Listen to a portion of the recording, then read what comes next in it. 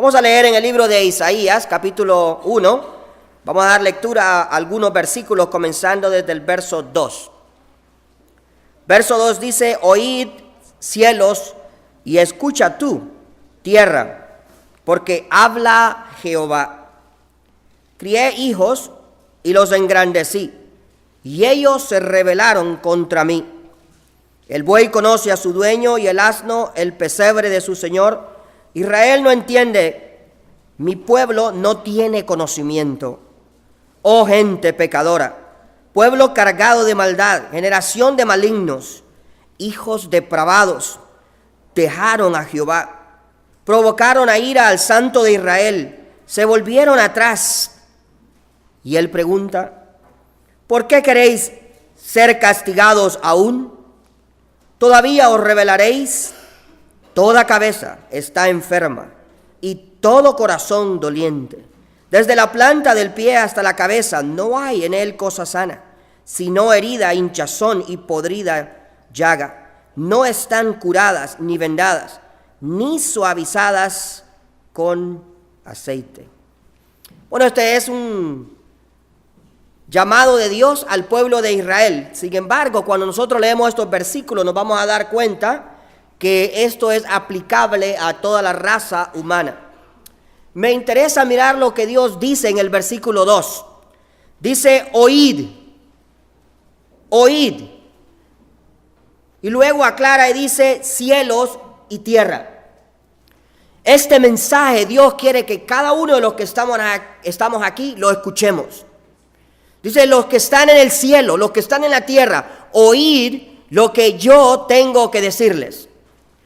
Y lo que él va a decir aquí en verdad no solamente es un juicio o cargos en contra del pueblo de Israel, pero son más todavía un juicio en contra de toda la humanidad. Todo lo que está aquí es aplicable a todos nosotros. Y vamos a mirar por qué decimos esto. La primera cosa que nosotros podemos notar es que Dios va a explicar cuáles son los cargos de los cuales nosotros somos culpables. Tal vez algunos de ustedes han sido jurados en algún juicio. Yo he sido jurado en juicios allá en el Bronx. Y una de las cosas que hacen los abogados es presentan cuáles son los cargos de la persona que está siendo acusada. Bueno, lo que Dios va a hacer aquí va a presentar cuáles son los cargos de nosotros, los seres humanos. Y ciertamente Él es el abogado de abogados, nunca ha perdido un caso. Y lo que Él va a presentar es más que la realidad, es la pura verdad. No hay ninguna mentira, no hay nada oscuro en lo que Él va a decir. Todo lo que Él va a decir es cierto. Y aun cuando nosotros los seres humanos queramos debatir y queramos decir que no es verdad, es todo lo contrario. Es la verdad y más que la verdad. Lo primero que el Señor dice acerca de nuestros cargos es, en ese versículo que leímos, verso 2 dice: crié hijos y los engrandecí. Crié hijos y los engrandecí.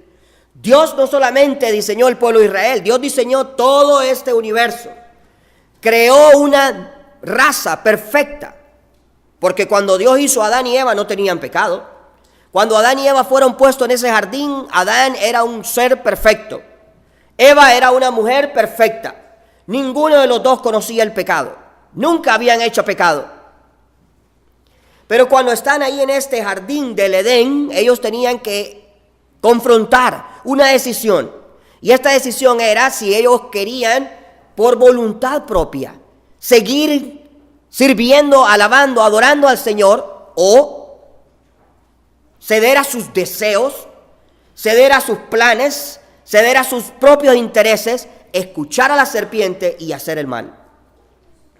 Nosotros sabemos el final de la historia, ¿verdad? Y el final de la historia es triste. Adán y Eva prefirieron ceder a sus planes, a sus deseos, hacer el mal, comer del fruto prohibido, desobedecer a Dios, rebelarse contra un Dios perfecto, que únicamente les había tratado bien, poniéndoles en un lugar que era inmaculado, perfecto, sin ninguna cosa fea. Todo era en verdad un lugar que todos nosotros nos gustaría estar, era un paraíso. Pero nosotros tornamos esa condición en un mundo perverso, un mundo rebelde. Crié hijos, hice al ser humano y se rebelaron en contra de mí. Eso es lo que dice aquí primeramente, el primer cargo. Somos seres rebeldes. Bueno, si nosotros notáramos otros versículos en la Biblia, nos vamos a dar cuenta que dice lo mismo. En Génesis capítulo 6, versos 5, dice que todas las decisiones que nosotros tomamos son de rebeldía. Capítulo 8 y verso 21 de Génesis dice, toda intención del corazón del hombre es de continuo el mal, la rebelión. Y cuando nosotros examinamos a la juventud de hoy, examinamos a los adultos de hoy, nos vamos a dar cuenta que la rebelión es el auge de la moda. El ser humano se rebela en contra de toda autoridad existente. Nadie quiere someterse a nada, ni a ninguna autoridad. En las escuelas hoy en día, los jóvenes no quieren someterse a los maestros. En los hogares hoy en día, los hijos no quieren someterse a los padres. En los países hoy en día, los ciudadanos no quieren someterse a las leyes existentes. Es algo normal. Podemos mirarlo y podemos vivirlo constantemente, ¿verdad? Yo recuerdo cuando yo era joven, a la edad de 13, 14, 15 años, la rebelión es algo normal en la vida de nosotros. Mi madre nos decía a Claudio y a mí, no vayan a tal lugar a altas horas de la noche. No salgan sin permiso. No vayan al río o al mar a nadar cuando yo no les he dado permiso, porque algo les puede suceder. ¿Y qué era lo que Claudio y Hermes hacían? Solo habían dado la orden y nosotros inmediatamente la desobedecíamos. Después de la escuela nos íbamos al mar, nos íbamos al río a nadar, sin permiso. Mis padres no sabían, mi madre no sabía. A altas horas de la noche nos íbamos a un cine, sin permiso. Y ella habrá estado en la casa pensando, ¿dónde estábamos? ¿Dónde estábamos? Un día Claudio se perdió por casi todo un día entero. Y todo el mundo buscándolo, todos los del barrio buscándolo, mi mamá buscándolo yo y todo el mundo preocupado. Lo habrán raptado, lo habrán matado. Y él bien tranquilito en un lugar que nosotros le llamamos el rastro, es donde matan las vacas. Y él sentadito ahí viendo cómo los hombres mataban a las vacas para destazarlas y luego vender la carne. Todo el día, desde la mañana hasta la tarde. Y ustedes dicen, pero eso no es nada malo, es cosa inocente, es rebelión. El problema es que nosotros no lo consideramos rebelión ni nada serio. Dios lo considera serio. Dios le dijo a Adán y Eva, no comas de un fruto. No es nada serio, ¿verdad? No suena serio, es serio. Es serio porque Dios dice que no desobedezcamos. Estamos violando su deseo, su ley, su mandato. Así que debe de ser algo serio. Cuando violamos el mandamiento o la orden de mi padre, de mi madre, estoy violando lo que Dios me pide. Honra a padre y a madre.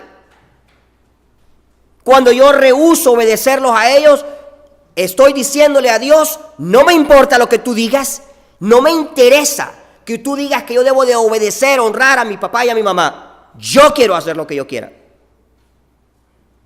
Yo quiero vivir de la manera en que a mí se me antoja. Los estudiantes de mi escuela, para decirle a un maestro, a uno de nosotros, 10 malas palabras en un segundo, no se miden. Siéntate, no hagas eso. Oh, yo no hice eso. Y pip, pip, pip, pip, pip. Montón de malas palabras. ¿Por qué no te pones a hacer tu trabajo? Porque no quiero. Vas a salir reprobado. ¿Qué me importa? Me van a pasar de todas maneras. No todos los muchachos son así. Hay buenos muchachos. Pero hay rebelión en el corazón de nosotros. En todos nosotros. Sin excepción hay rebelión. El hombre se rebela. Los hijos contra los padres.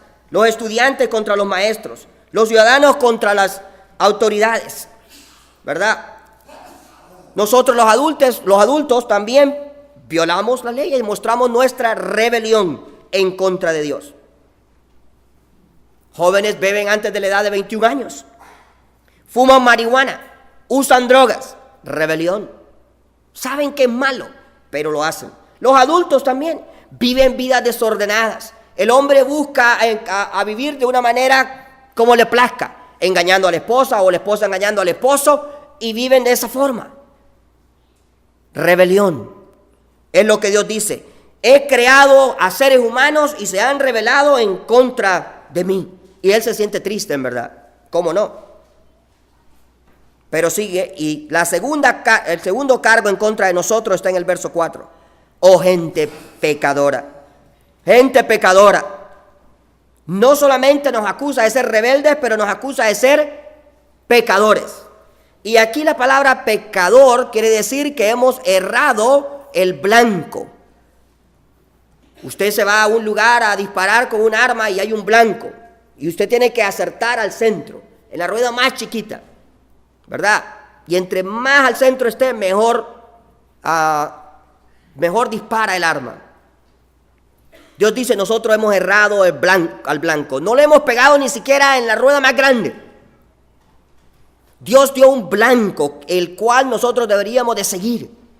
Él ha dado los 10 mandamientos. La Biblia habla de los 10 mandamientos: no matarás, no mentirás, no cometerás adulterio, no codiciarás. Bueno, lo podemos resumir: amar a Dios sobre todas las cosas y al prójimo como a ti mismo. La pregunta es, ¿en verdad amamos a Dios sobre todas las cosas? ¿Amamos al prójimo como a mí mismo? La verdad es, si somos sinceros y honestos, no. Hemos errado el blanco, no hemos acertado el propósito de Dios. El hombre se sigue rebelando y sigue pecando en contra del Señor. Por eso dice ahí esa frase: dejaron a Jehová. Dejaron a Jehová. Y cuando nosotros miramos la sociedad donde vivimos, nos vamos a dar cuenta que en verdad hemos dejado a Dios. En verdad hemos dejado a Dios. Hoy en día vivimos en un mundo muy diferente al mundo de unos 100 o 200 años atrás.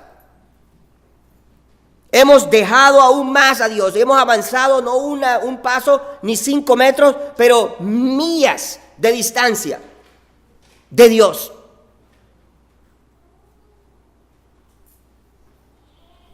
En Estados Unidos son miles de niños que mueren a causa del aborto.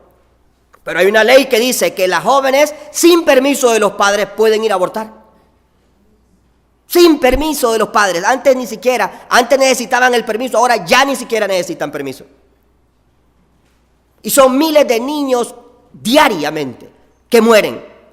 Y tenemos que decir la palabra real, que son asesinados. Aunque los médicos que hacen y practican estas cosas no lo acepten. ¿Por qué? Porque hay una ley en los Estados Unidos y en varias partes del mundo que lo aceptan. Y esperemos las que vienen, que están por ahí. Leyes para modificar el término familia. Ya la familia no es un hombre con una mujer que se han casado y tienen hijos. Ahora el mundo, la perversión, la rebelión, el pecado, quiere redefinir la familia como 2 hombres y 2 mujeres. ¡Qué tristeza! ¡Qué pesar! El hombre se ha alejado de una manera tremenda de Dios. Ya no distinguen entre lo bueno y lo malo. Han cambiado lo bueno por lo malo y lo malo por lo bueno. Están completamente ciegos. Tienen tanto descontrol de drogas hoy en día que el propósito de ellos es legalizar las drogas. Cualquiera de ellas. Existe en países de Ámsterdam. Allá son legales la cocaína, la heroína y mencione cualquier otra. Y la inmoralidad ni digamos. La presentan como comercio. Algo normal. Usted va a Macy's, mira los vestidos y mira los pantalones y mira los zapatos y usted dice, voy a comprar esto y esto. Y la inmoralidad es así allá. Porque el hombre se ha apartado de Dios. ¿Qué dice la Biblia? Dejaron a Jehová. Dejaron a Jehová. No quieren vivir como Él quiere. Ya en las escuelas, siempre lo menciono, ya no se ora.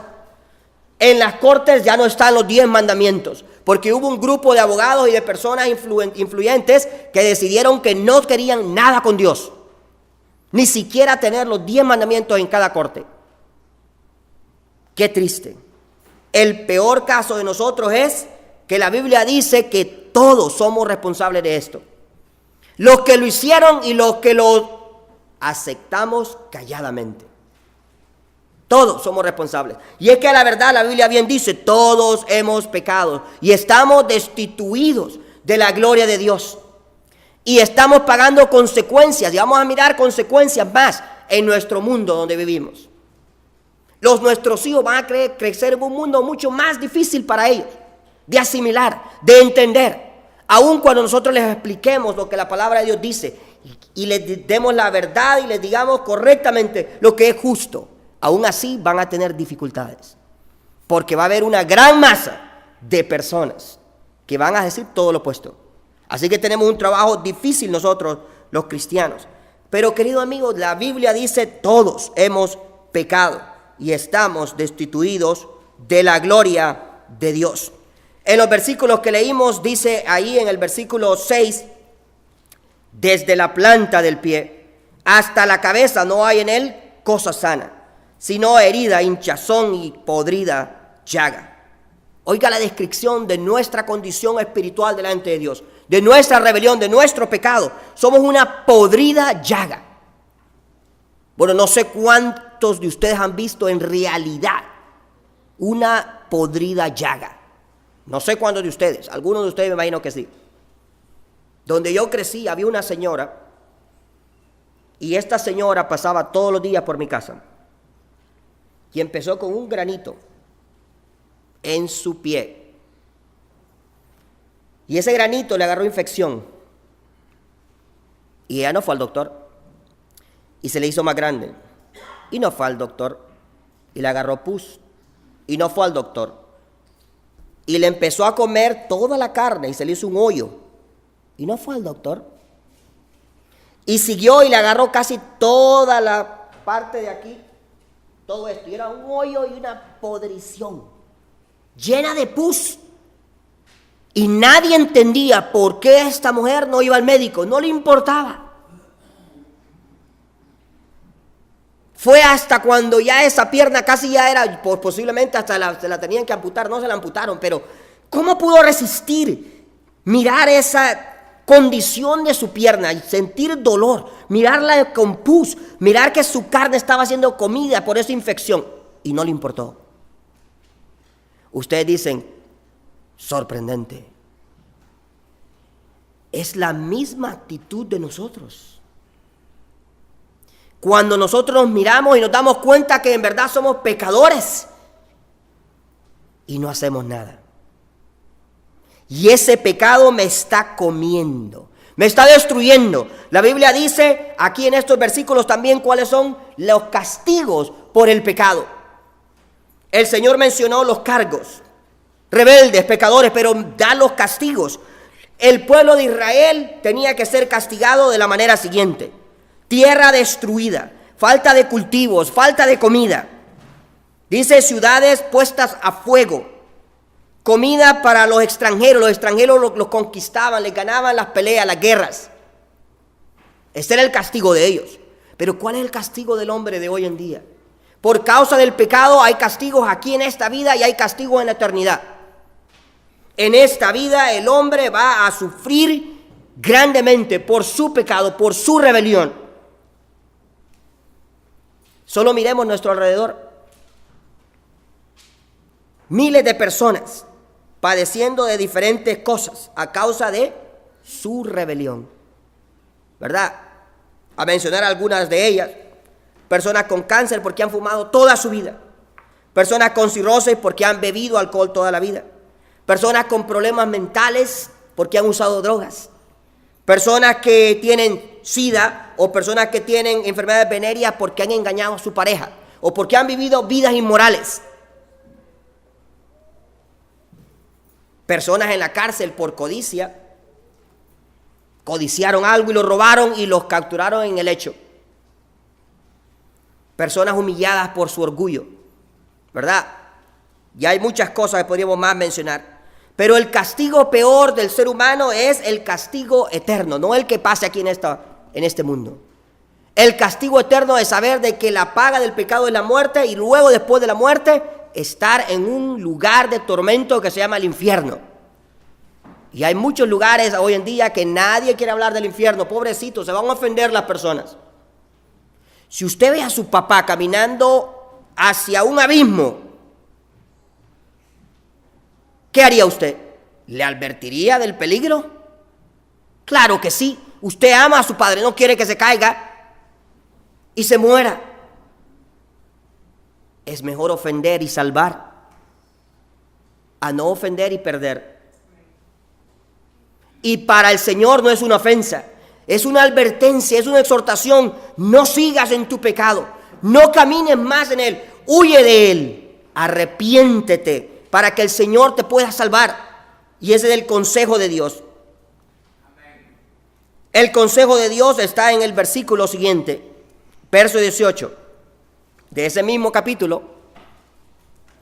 Dice el Señor: venid luego, dice Jehová. En el principio dijo el Señor que escucháramos su mensaje, porque dice Jehová habla. Pero en este versículo 18 dice: ahora venid, después de que han escuchado el mensaje, después de que ustedes entiendan la condición en que están, los cargos, son rebeldes, son pecadores. Y después de escuchar los castigos, van a morir en un lugar de tormento eterno, van a estar ahí por toda la eternidad. No quiero que vayan ahí, venid a mí. Venid luego, dice el Señor. ¿Por qué dice luego? Porque es algo urgente. Es de vida y muerte. Si a usted le dice que un médico, tienes un cáncer, debe ser operado ya. No te puedes esperar un día ni 2 días, tiene que ser ya. Está demasiado avanzado. ¿Qué usted le va a decir? No te preocupes, voy a esperarme. De todas maneras, tengo tiempo. No va a decir eso. Usted va a creer al médico y se va a someter a la cirugía inmediatamente porque no se quiere morir. Pero el Señor le dice: ven luego, huye de tu pecado, búscame a mí, arrepiéntete, yo te voy a salvar. ¿Y qué hacemos nosotros? Mañana lo voy a pensar, pero es que ese es el mismo mensaje de siempre, es para viejos. Yo estoy joven, tengo tiempo. Y los viejos decimos: bueno, me va a llegar la hora, Dios me va a dar la oportunidad de arrepentirme. Yo tengo estudiantes que me dicen eso: Mr. Vieri, no se preocupe, voy a disfrutar la vida y cuando ya me muera, ahí voy a confesar mis pecados, le voy a pedir perdón a Dios. Del 100% de personas que al momento de la muerte hacen una profesión de fe, se ha comprobado 10% son reales. Que le hace pensar a usted que usted va a estar en esos 10%. Ven a mí y estemos a cuenta. ¿Por qué razón venir a Jesucristo? Porque el Señor Jesucristo murió por mí en la cruz del Calvario. El Señor Jesucristo dijo: yo soy el camino, la verdad y la vida. Nadie viene al Padre si no es por mí. El Señor Jesucristo vino y dijo: yo voy a poner mi vida por ellos. Yo voy a pagar la deuda que ellos tienen. Él dijo: yo voy a ser castigado, voy a sufrir en lugar de cada uno de ellos. Y el Señor se dejó clavar de sus manos y de sus pies. Se dejó coronar de espinas, derramó su preciosa sangre. La sangre que dice la Biblia nos puede limpiar de todo pecado. No me interesa cuántos pecados tenga usted. Puede ser una sola mentira, puede ser millones de ellos, como todos nosotros tenemos. Pero la sangre de Jesucristo tiene el poder para perdonarle a usted cada uno de sus pecados. Hace poco allá en el Bronx había un hombre. Y ese hombre yo lo miré era el Espíritu Santo trabajando en él. Yo nunca lo había visto. Y llegó ahí para lo mismo como ustedes estuvieran haciendo esta semana pasada. Él era un adulto, iba por una niña que con otra persona que iba y una niñita de él. Y cuando empezamos a platicar con él, yo notaba el interés de él. Pues nos sentamos y hablamos y le digo yo: ¿y por qué no aceptas a Jesucristo? ¿Por qué no aceptas a Jesucristo y crees todo lo que hemos hablado, que el Señor murió por ti, que fue sepultado y que resucitó al tercer día? Y ese hombre dijo, yo quiero aceptar al Señor. Y ahí de una manera sencilla, de una manera simple, aceptó al Señor Jesucristo como su Salvador personal. No hay nada secreto, no hay nada grandioso que usted tenga que hacer. Simplemente con un corazón humillado, con un corazón arrepentido de saber que usted ha ofendido a un Dios santo y creer que el Señor murió por usted, usted dígale, perdóname, te he fallado, he sido un pecador rebelde, no he querido buscarte, pero ahora creo que el Señor Jesucristo murió por mí. Te acepto como mi Salvador personal.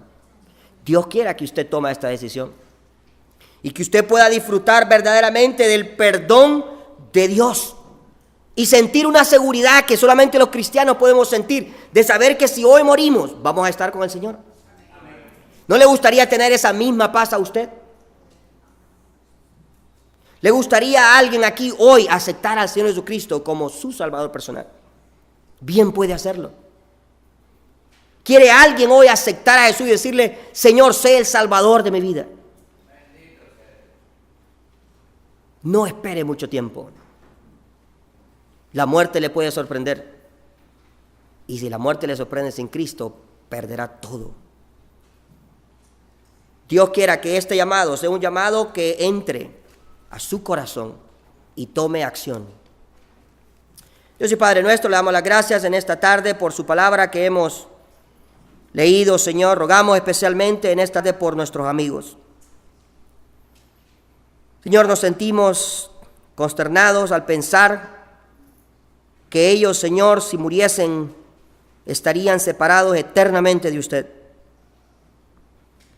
Señor, queremos implorar por cada uno de ellos que sea su Santo Espíritu el que toque el corazón, que toque lo más íntimo de sus almas y puedan comprender que solamente en Jesucristo hay salvación, que no es una religión, que no es buenas obras, sino que es verdaderamente arrepentirse de sus pecados y aceptar a Jesús en sus vidas, para que puedan ser transformados y tener una vida nueva, una vida diferente, y así, Señor, no ser más quienes son hoy.